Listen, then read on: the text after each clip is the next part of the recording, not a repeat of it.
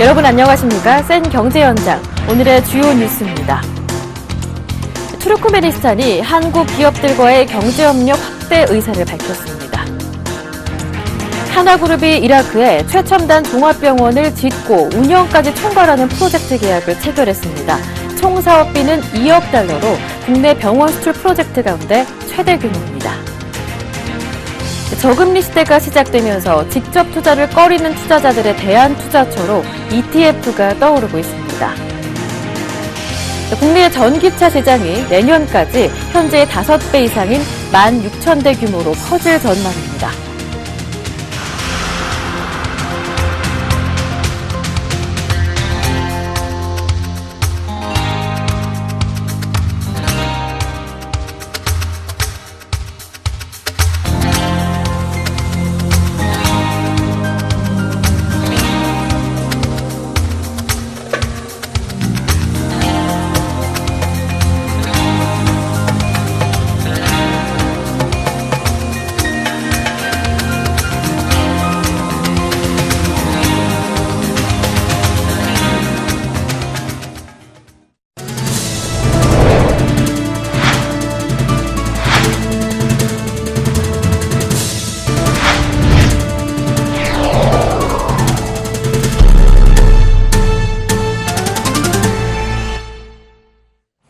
코스피가 3년 8개월 만에 처음으로 2,100선을 돌파했습니다. 수년간 제자리 걸음을 했던 지수가 박스권 상단을 확실히 정복했다는 점에서 오늘의 2,100선 돌파는 의미가 크겠는데요. 자세한 마감 시황 들어보겠습니다. 보도국의 이보경 기자와 함께합니다. 안녕하세요. 안녕하세요. 네, 외국인의 매수가 오늘도 강하게 들어왔습니다. 업종 가운데서는 그동안에 덜 올랐던 금융이나 보험업종이 많이 올랐더라고요.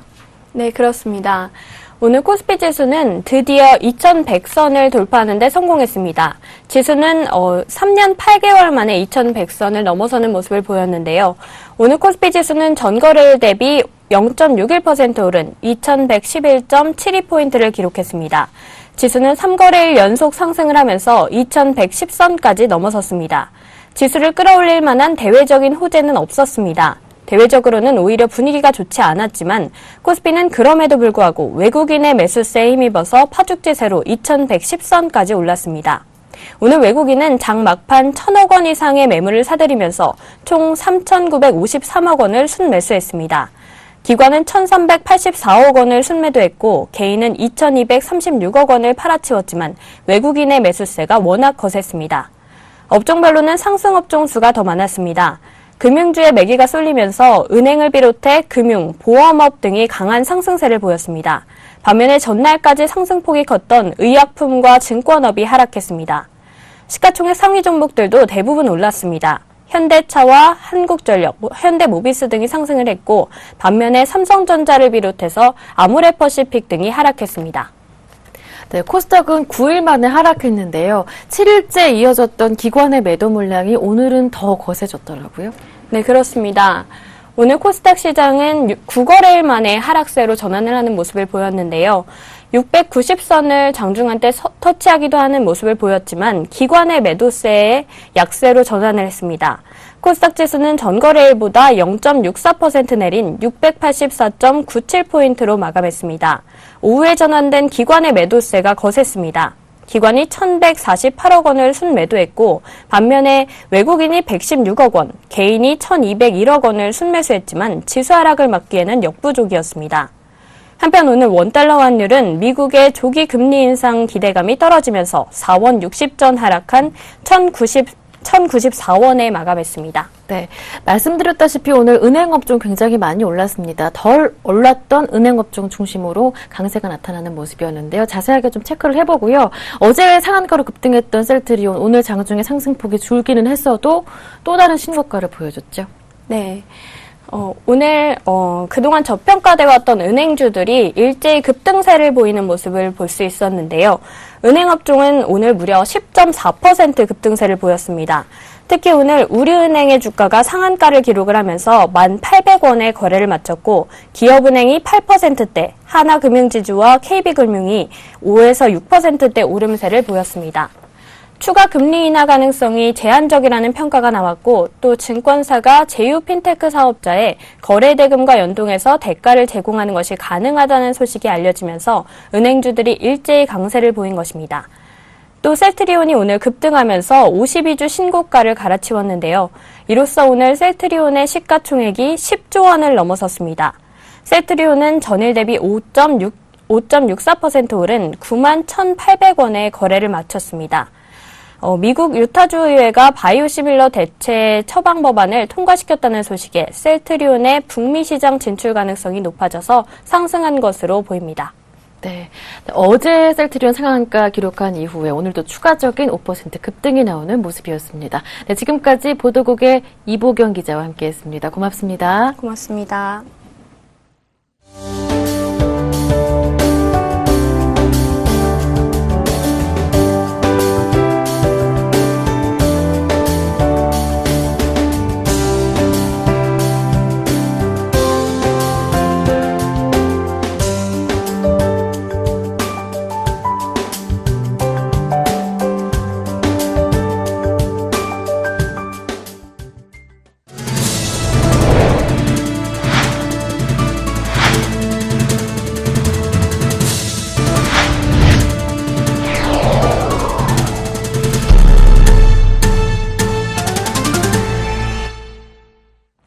오늘의 주요 뉴스입니다. 우리나라를 국빈 방문 중인 투르크메니스탄 대표단이 우리 기업인들과 한자리에 모였습니다. 이 자리에서 우리 기업인들은 자원부국 투르크메니스탄의 적극적인 진출 의사를 밝혔는데요. 호자무 하메도프 부총리도 한국과의 협력을 희망한다며 경제협력 확대 의사를 내비쳤습니다. 정창신 기자입니다. 우리 기업들이 자원부국 투르크메니스탄 진출에 시동을 걸었습니다. 한국무역협회는 오늘 서울 서공동 롯데호텔에서 우리 경제인들과 투르크메니스탄 6개 부처 부총리 등이 참석한 가운데 비즈니스 라운드 테이블을 개최했습니다. 이 자리에서 우리 기업들은 에너지 개발을 비롯해 주택 조성과 항만시설 및 철도망 확충 등 물류망 개선 사업 등 프로젝트에 참여 의사를 밝혔습니다. 오늘 여기서 설명드린 12분의 기업들 또 이 기업들은 투르크메니스탄에 진출을 희망하고 있는 기업들로서 끊임없이 투르크메니스탄에서 경제 발전에 기여할 수 있는 기회를 찾기 위해서 노력하고 있는 우리 기업들은 투르크메니스탄과 지난 2009년 이후로 플랜트 수주 46억 달러, 건설 51억 달러를 수주하는 등 자원개발 및 인프라 구축 부문에서 문을 두드리고 있습니다. 호자 무하메도프 부총리도 오지에서 열심히 일하는 한국 기술자들에 감동했다며 서방국가 등 중앙아시아 진출을 희망하는 나라는 많지만 특히 한국과의 협력을 희망한다고 경제협력 확대 의사를 내비쳤습니다. 이날 행사에는 투르크메니스탄 외교부와 에너지부 등 6개부 부총리가 모두 참석했으며 우리 측에서는 정몽혁 현대종합상사 회장과 정진행 현대차 사장, 임병영 GS건설 사장 등 경제인들 12명이 참석해 투르크메니스탄 진출 의사를 강력히 밝혔습니다. 투르크메니스탄은 제2의 중동이라고 불릴 정도로 자원 부국입니다. 특히 개발 잠재력이 커 해외 시장 다변화를 꾀하고 있는 국내 기업들이 눈독을 들이고 있습니다. 서울경제TV 정창신입니다. 한화그룹이 이라크에 2억 달러 규모의 의료 한류를 수출하기로 했습니다. 한국 기업이 병원 건설부터 의료 서비스까지 모든 과정을 도맡아 수출하는 건 처음인데요. 양한나 기자가 취재했습니다. 한화그룹이 이라크 비스마야 신도시에 최첨단 종합병원을 짓고 국내 의료진을 파견해 진료와 병원 운영까지 총괄하는 프로젝트 계약을 체결했습니다. 한화그룹은 비스마야 도심의 7만 7천 제곱미터 부지에 500개 병상을 갖춘 7층 규모의 종합병원을 오는 7월 착공해 2018년 상반기 중 개원할 예정입니다. 이 프로젝트에 투입되는 총 사업비는 2억 달러, 한화 약 2,180억 원으로 역대 국내 병원의 수출 사업 중 가장 큰 규모입니다. 한화는 이 프로젝트를 위해 순천향 대학병원과 협력을 논의 중입니다. 한화가 그룹 내 의료 부문이나 병원을 보유하고 있지 않아 의료 시스템 도입 시 도움이 필요하기 때문입니다. 한화는 무역 부문과 순천향 대학병원을 연계해 의료 시스템을 공급하고 한화건설이 병원을 지을 계획입니다. 한화는 비스마야 종합병원의 진료 예약부터 진찰 수술 처방과 수납, 의료 정보 처리까지 모든 과정을 한국 표준에 맞춰 진행하기로 했습니다. 병원과 12개 지역보건소를 연계하는 의료정보 통합망을 구축하고 국내 대학병원과 현지를 실시간으로 연결하는 원격 진료 체제도 도입합니다. 이라크 의료진을 국내로 초청해 의료 노하우를 전수하는 인턴십 프로그램도 실시할 계획입니다. 이라크보다는 좀 더 현지화되어 있는 한국형 병원을 수출함으로써 프로젝트에 대한 밸류를 업시키고 앞으로 거주하게 될 이라크 국민들이 좀 더 나은 의료에 대한 서비스를 받도록 하는 게 저희 쪽 취지였고요. 전문가들은 이번 비스마야 종합병원을 통해 한국의 의료 시스템이 중동 각국의 표준으로 확산되는 시발점이 될 것으로 기대하고 있습니다. 서울경제TV 양한나입니다. 1%대 저금리 시대가 펼쳐지면서 예적금을 대체할 재테크 수단을 찾는 투자자들이 늘고 있는데요. 상대적으로 위험이 낮으면서 예금 금리보다 높은 수익을 낼 수 있는 상품을 찾는 투자자들이 많아지자 ETF로 돈이 몰리고 있습니다. 이보경 기자입니다. 사상 유례없는 저금리 시대가 시작되면서 직접 투자를 꺼리는 투자자들의 대안투자처로 ETF가 떠오르고 있습니다. 지난 10일 기준으로 ETF 하루 거래 대금이 1조 원에 달할 정도로 이례적인 모습을 보이고 있습니다. ETF는 특정 지수의 움직임에 따라 수익률이 결정되는 상품으로 주식처럼 거래가 가능합니다. 이는 여러 주식 종목을 한데 묶어놓은 상품이기 때문에 분산 투자 효과가 있어 직접 투자에 비해 위험도가 낮다는 장점이 있습니다. 또 최근 주식시장이 연일 랠리를 펼치면서 지수를 추종하는 상품인 ETF의 수익률도 높아지고 있다는 점이 투자자들의 눈길을 사로잡고 있습니다. 분산 투자의 특성상 개별 종목의 상승률을 그대로 따라가지는 못하지만 지수 상승 흐름에 따라 ETF 상품도 높은 수익을 내고 있는 것입니다. 13일 기준 국내 자산을 대상으로 한 ETF 119개 중 최근 3개월 동안 플러스 수익률을 기록한 것은 104개에 달했습니다. 반면 마이너스 수익률을 기록한 ETF는 15개에 불과했습니다.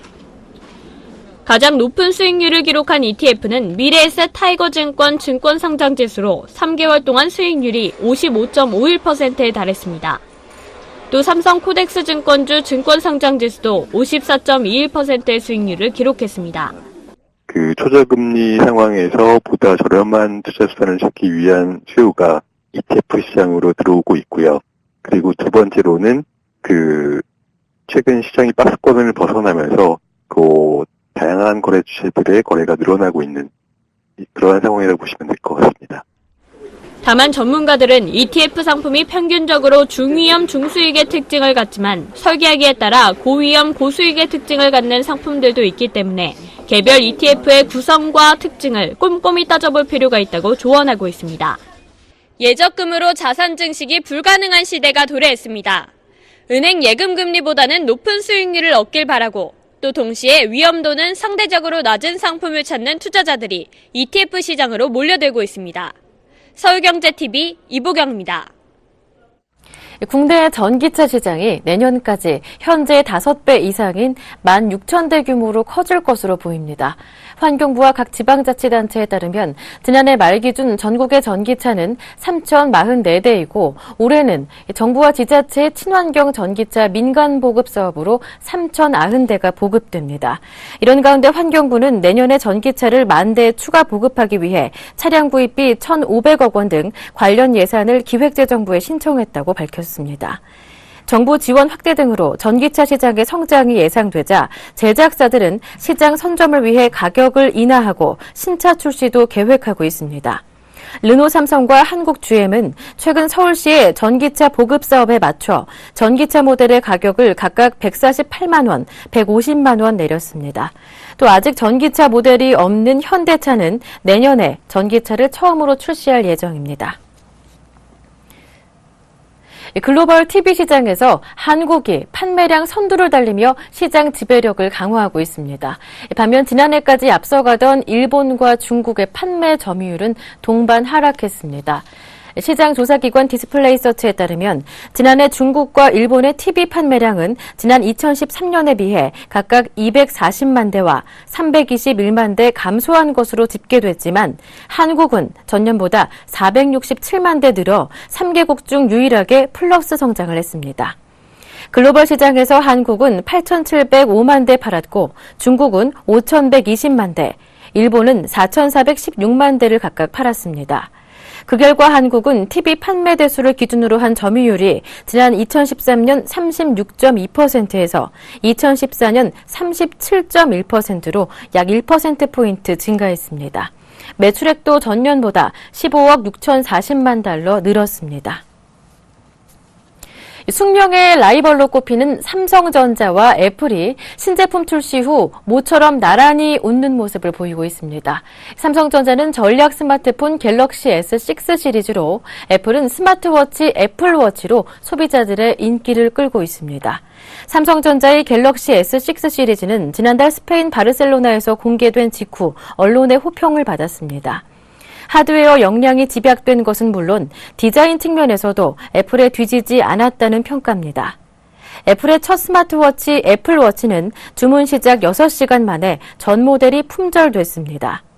미국 일간지 USA 투데이는 판매량 전망에 대해 적게는 700만 대에서 많게는 4천만 대까지 팔릴 것으로 예상된다고 밝혔습니다. 국내에서 허가 신고받은 의약품이 꾸준히 늘고 있는 가운데 지난해 허가받은 신약 품목 수는 49개로 2011년 이후 가장 많은 것으로 나타났습니다. 식품의약품안전평가원이 오늘 발간한 2014년 의약품 허가보고서에 따르면 지난해 허가 신고된 의약품은 국내외에서 개발된 신약 49개를 포함해 총 2,929개로 드러났습니다. 전체 신고 허가 품목 의약품 가운데 국내에서 제조된 의약품은 2,709개이고 수입 의약품은 220개였습니다. 완전 의약품은 96.2%로 대부분을 차지했고 원료 의약품은 3.8%에 불과했습니다. 식품의약품안전평가원은 허가 신고 의약품의 증가세는 우리나라가 고령화 사회에 진입함에 따라 다양한 의약품 수요가 발생하고 제약사가 이를 반영해 제품 개발을 활발히 하고 있기 때문이라고 분석했습니다. SK텔레콤이 트래픽 밀집 지역에 가상의 서버를 만들어 원활한 접속을 돕는 클라우드 AC를 국내 최초로 상용화했습니다. 클라우드 AC는 이미 구축되어 있는 기존 서버의 남는 용량을 활용하는 방식을 사용해 고가의 서버를 별도로 구축하는 데 드는 비용을 아낄 수 있습니다. 또 와이파이 사용 중 장소를 옮길 때 나타날 수 있는 접속 끊김 현상을 최소화하는 패스트 핸드오버 기술도 함께 적용했습니다. SK텔레콤은 제주국제공항에서 클라우드 AC를 상용화한 데 이어 올해 안에 인천 SK 행복드림구장과 서울역 등 트래픽 밀집 지역 중심으로 장비를 구축할 예정입니다.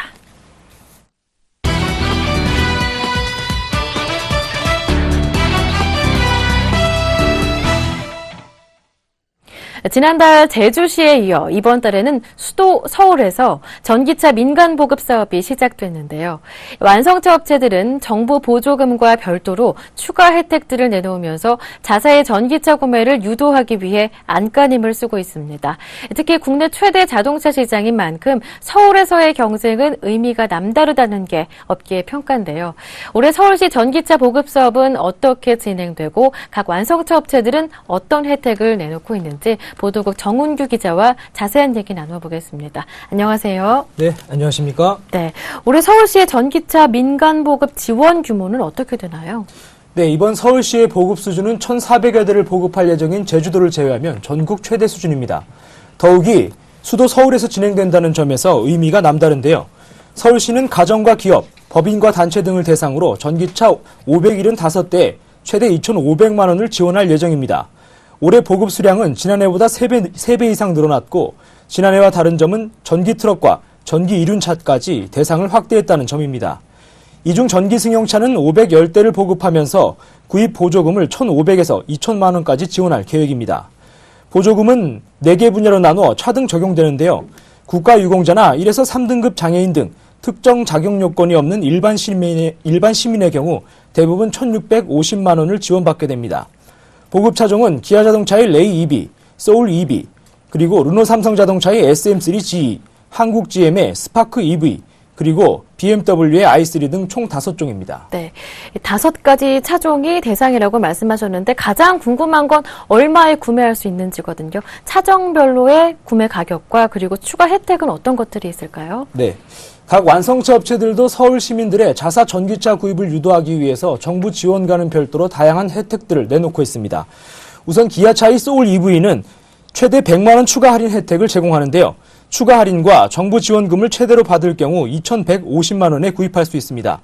또 레이 EV의 경우 구매 시 등록비가 전액 면제되고 고속도로 통행료를 50% 할인받을 수 있습니다. 르노 삼성자동차는 SM3J 구매 고객에게 60만 원 상당의 3년치 전력 기본 요금을 지원하고 6개월 안에 배터리가 방전될 경우 무상 견인을 제공합니다. 또 주행거리가 짧은 전기차의 단점을 보완하기 위해 장거리 여행 시 1년에 5일까지 렌터카 무상 지원도 실시합니다. 한국GM은 지난달 스파크 EV의 가격을 150만 원 인하했고 차값에서 보조금을 제외하면 본인 부담 금액은 2,190만 원입니다. 수입차 업계 중 유일하게 포함된 BMW도 i3의 구매를 이끌기 위해 다양한 혜택을 전면에 내세웠는데요. BMW 코리아는 i3 구매 고객에게 인천 영종도에 위치한 BMW 드라이빙 센터 이용권과 1박 2일 호텔 숙박권을 제공할 예정입니다. 금융 프로그램은 월 납입금 41만 7천 원에서 57만 2천 원을 낼 경우 3년 기준 최고 52%의 잔가를 보장하고 만기 시 금융사가 재구매하는 내용으로 이루어졌습니다. 네, 이 전기차 기름값도 들지 않고 친환경적이라서 좋다는 건 누구나 알고 있을 텐데 정작 당장 구매하는 게 망설여지는 건 충전 인프라가 부족하기 때문이거든요. 이 부분에 대해서는 해결책이 없습니까? 네, 정부의 전기차 보급 사업은 단순히 전기차의 수를 늘리기 위한 것이 아니라 이용 저변 확대를 목적으로 하고 있기 때문에 전기차 한 대당 완속 충전기 한 대 설치를 원칙으로 하고 있습니다. 서울시의 전기차 민간 보급 사업과 연계해 구매할 경우 완속 충전기 설치 비용 600만 원을 별도로 지원받습니다. 완속 충전기는 크게 자립형과 벽부형이 있는데 선정된 보급 대상자는 제작사별로 완속 충전기 모델을 선택할 수 있습니다. 또 220V 콘센트를 이용하는 이동형 충전기를 선택할 수 있고 공동주택 거주자라면 완속 충전기를 아파트 관리사무소 등에 관리하게 하고 다른 입주민과 공유하는 충전기 쉐어링도 가능합니다. 이외에도 서울시 곳곳에 설치되어 있는 급속 충전기 등을 이용하고 별도의 개인 완속 충전기를 설치하지 않겠다는 선택도 가능합니다. 네, 일단 주거지에 이렇게 전용 충전기가 설치가 되면 당장의 불편함은 많이 줄어들 것 같은데요. 네, 그렇다면 이 서울시 전기차 민간 보급의 자격 요건이나 신청 방법은 어떻습니까? 네, 신청 자격은 이번 달 6일 이전에 등록된 서울 시민과 서울 소재 기업, 법인, 단체 등을 대상으로 하는데요. 가정은 1대, 기업과 법인 단체 등은 2대까지 신청할 수 있습니다. 전기차 구매 신청은 마감일인 6월 5일 이전에 전기차 제작사에서 지정한 대리점에 직접 방문해서 신청 서류를 작성하면 되고요. 공고문과 신청 서류는 서울시 홈페이지 공고란에 접속하면 내려받을 수 있습니다. 또한 이번 민간 보급에서는 신청만 하면 탈락이 없도록 모든 신청자에 대해 보급 순위를 부여할 방침입니다. 네, 그럼 일단 신청하면 차는 언제쯤 받을 수 있는 건가요? 일단 신청이 마감되고 나면 6월 하순경에 공개 추첨을 통해서 우선 보급 대상자를 선정하게 됩니다. 본 대상 575명이 선정되고 나면 나머지 신청자들의 예비 순위를 결정하게 되고 예비 순위자들은 본 대상자 중 구매를 포기하거나 결격 사유가 발생할 경우 순서에 따라 추가 포함될 수 있습니다. 본 대상자와 예비 순위가 결정된 후에는 전기차 제작사와 충전기 업체에서 현장 실사를 통해 주차 공간 확보 여부와 입주자 대표회의 동의, 충전기 설치 모델 등을 확인한 뒤 완료된 순으로 전기차 보급을 시작하게 됩니다. 네, 오늘 말씀 잘 들었습니다. 지금까지 보도국의 정훈규 기자와 함께했습니다. 고맙습니다. 감사합니다.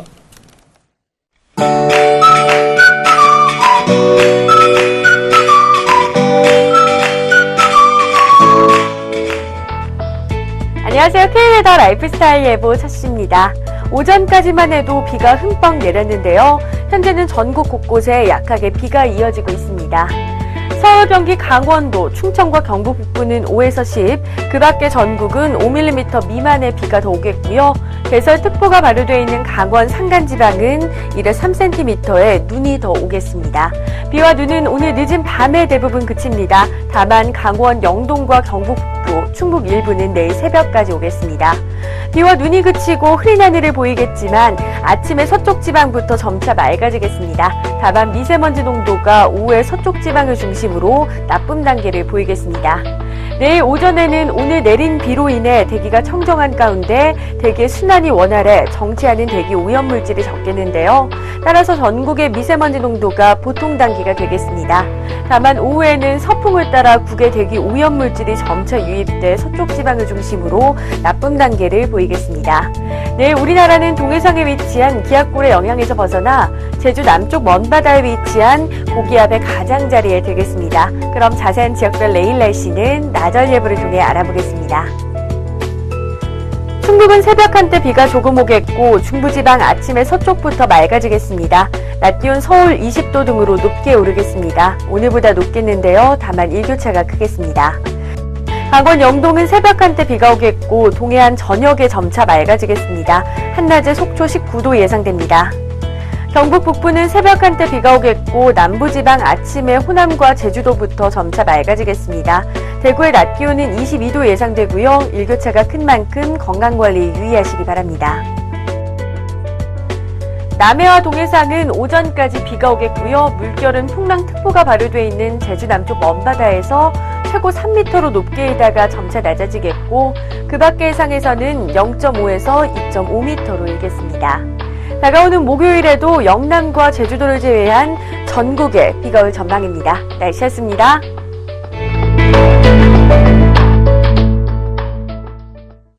네, 4월 14일 화요일 센 경제 현장 여기서 마치겠습니다. 시청해주셔서 고맙습니다.